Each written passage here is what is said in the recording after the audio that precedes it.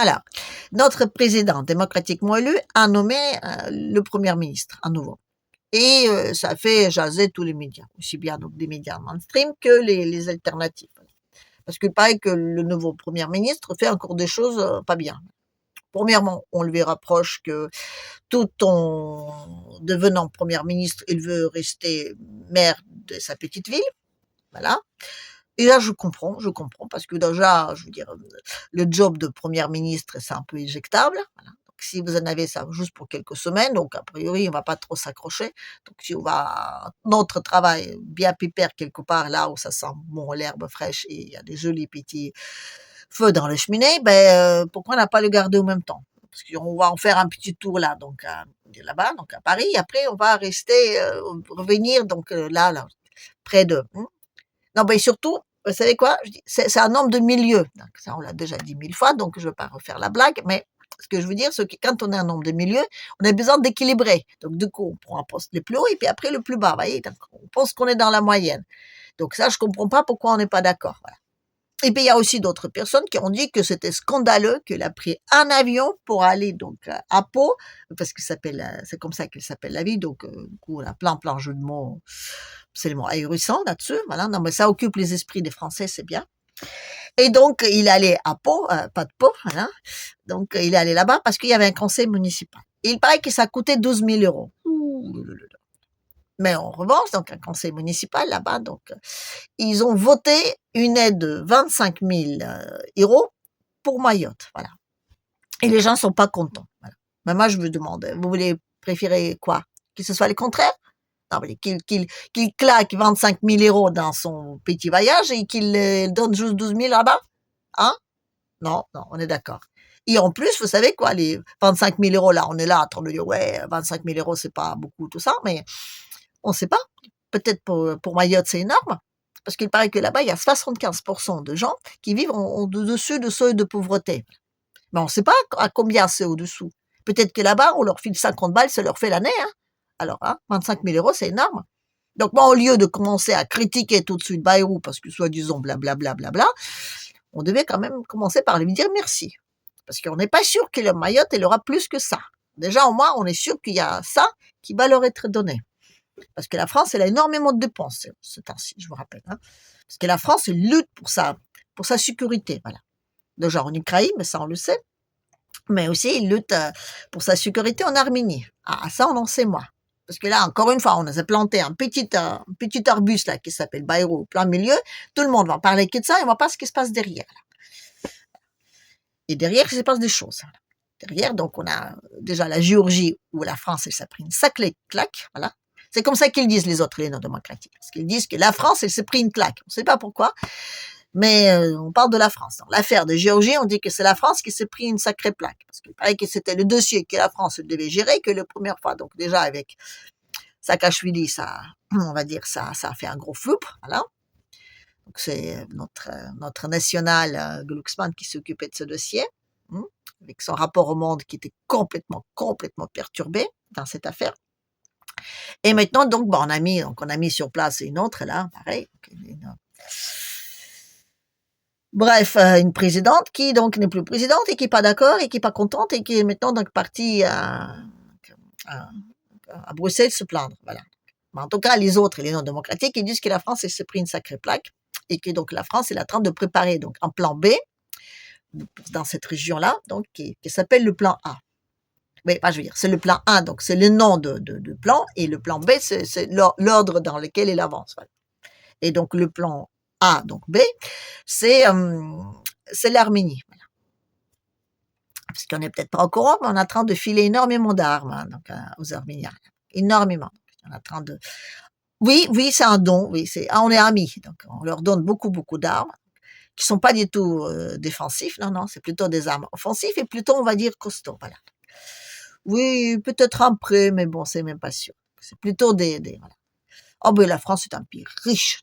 Beaucoup d'argent donné à tout le monde. Et ils ont même donné 25 000 euros à Mayotte. Voilà. Ils sont généreux, les Français. Ils sont très généreux. Voilà. Et donc, l'Arménie. Et là, je veux dire, ça chauffe un tout petit peu beaucoup là-bas. dans cet petit espace. Donc, il y avait déjà la Syrie, on parle beaucoup donc de la Turquie, on parle pas, enfin, on parle beaucoup d'Israël, on parle beaucoup des États-Unis, enfin, de l'un des deux des États-Unis, parce que maintenant il y en a deux des États-Unis. Voilà, on parle de l'Iran, mais on oublie de parler de rôle de France dans tout ça. Et la France, elle était quand même pas mal appliquée. Déjà, la Syrie, il paraît que c'était aussi son petit précaré. Bon, après, donc c'est un tout petit peu, merdouillé. Et donc la France, elle allait un peu plus haut. Voilà. Donc il y avait la Géorgie, où ça prend une sacrée, raclée. Et donc il y a l'Arménie. L'Arménie, c'est tout petit.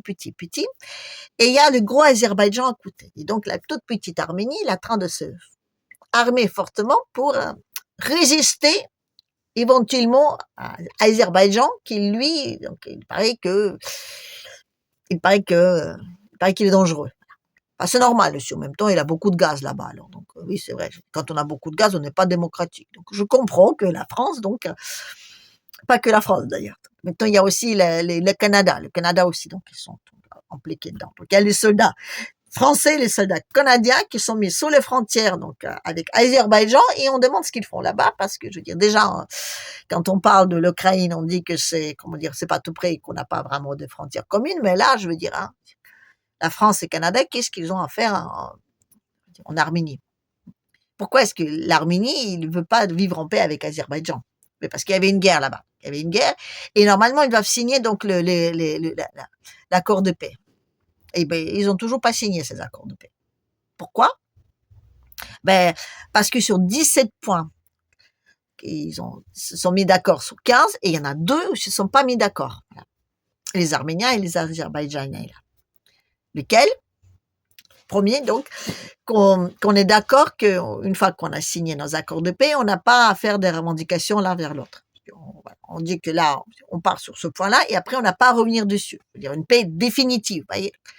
Pas une petite paix, il suffit d'une petite étincelle et que ça explore. Voilà. Donc ça, c'est un point sur lequel ils ne sont pas d'accord. Voilà. Je ne comprends pas pourquoi, parce que normalement, Azerbaïdjan, lui, il est d'accord. Donc, ils ont dit qu'ils avaient 150 milliards qu'ils ont donc perdu dans cette guerre. Ils ont dit que, bon, ils acceptaient à s'asseoir dessus. Voilà.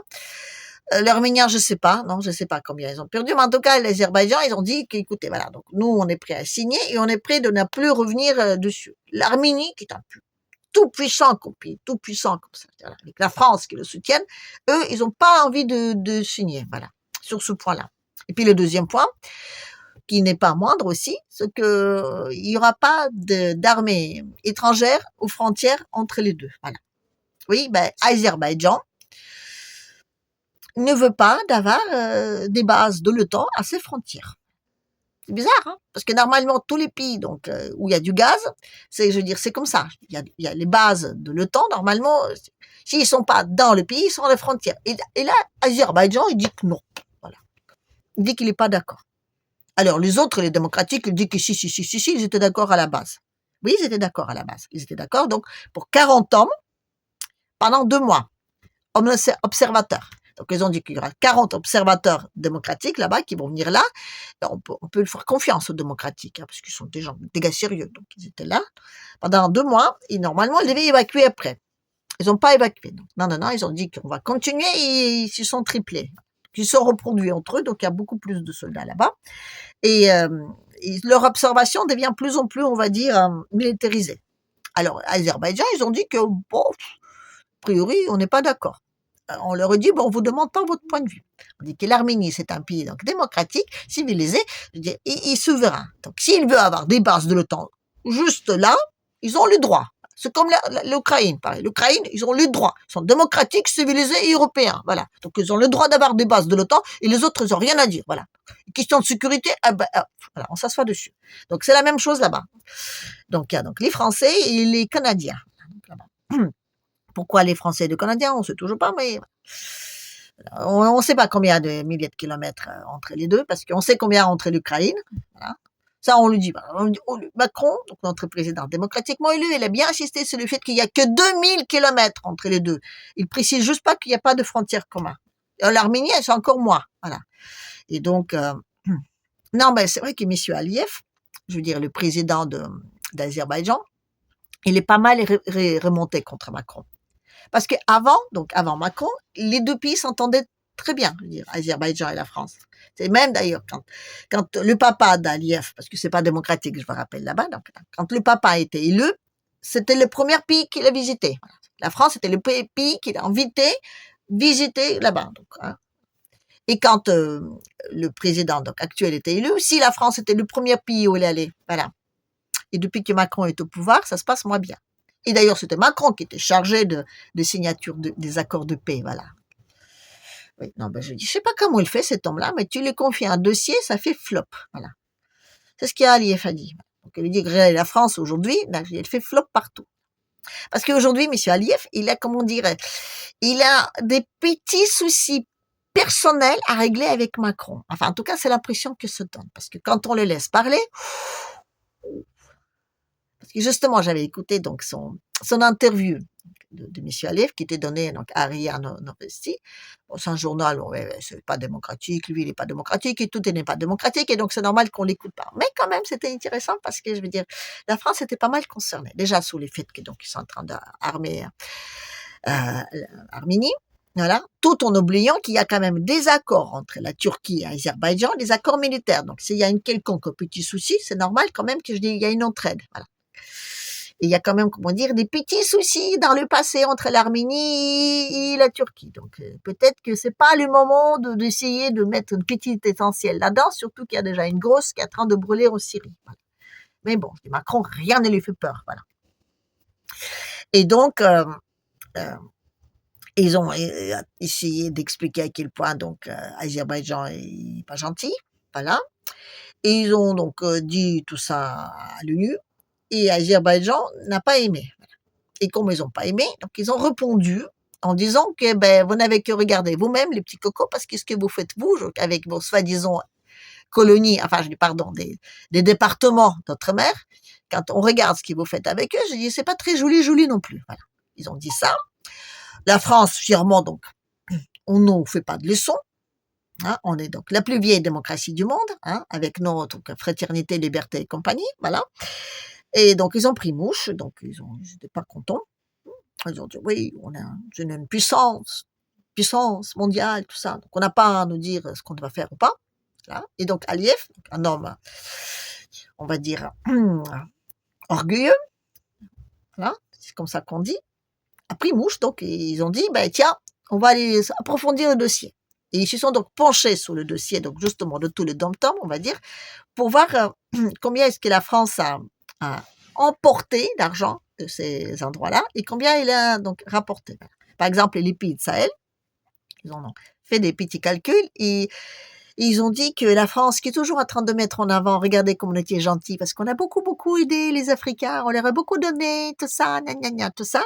Quand on voit ce qu'ils ont rapporté, croyez-moi, je veux dire, notre aide dans tous ces pauvres petits pays ne représente même pas 1%. Donc, s'il vous plaît, je veux dire, oublions un tout petit peu, je veux dire, toute cette petite affaire, je veux dire, des Français qui sont tellement généreux et qui sont là pour toujours aider les pauvres petits Africains. Voilà. Non, pardon, c'est pas moi qui le dis, hein. Ah non, moi je suis cocorico. Donc, je fais que citer Aliyev, qui est donc non démocratique et tout le tralala, voilà. Mais surtout, je veux dire, aujourd'hui, il est à fond. J'ai l'impression qu'il a envie de, par exemple, la Nouvelle-Calédonie, pour lui, ça a devenu une question de principe. Il a dit, moi, là-bas, les mecs, je vais leur expliquer et je vais leur montrer comment il faut être pour être un vrai, je veux dire, un truc souverain, voilà. Oui, c'est vrai que ça fait un peu un fauteur de cacaboudin. Mais écoutez, je dis, c'est vrai, je dis, comment vous dire, c'est des gens là-bas, dans le Caucase, ils sont très soupoulés. Alors, faut pas trop les chauffer, là. Voilà. Et la France, elle est en train d'un tout petit peu, comment dire, voilà. Oui, non, c'est vrai, je comprends que Aliyev, là, donc, qui veut pas donc, laisser exploiter donc son gaz, enfin, je veux dire, tout son truc dans la mer d'Azov, là. Non, c'est pas Azov, c'est Caspienne, donc, je crois que, voilà. À Total. Donc, au Total, il a dit, tiens, ben, je dirais, allez, je vous file, j'investis 30 milliards là-dedans et je vous pique tout ce qu'il faut. Et Aliyev, il ne veut pas. Donc, première chose, donc, la preuve comme quoi c'est pas démocratique.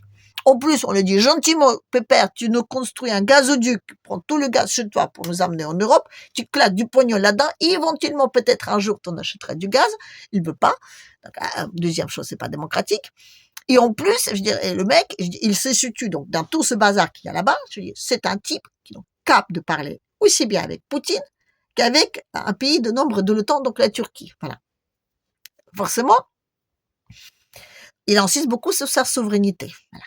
Et ça, on n'aime pas trop ça.